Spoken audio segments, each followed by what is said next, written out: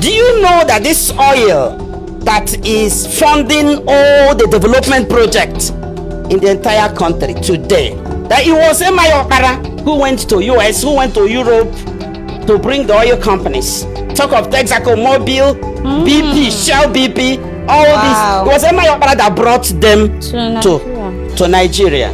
It was Emayokara, the then premier of Eastern region, that gave them oil mining lease. It was Emayokara because the oil was a resource that belongs to Eastern region and not to Nigeria. Because in the First Republic, the resources belong to the region. It was, you don't see, that abrogated through the unification decree that he passed, which the same people he tried to favor, used to in killing him, in destroying him.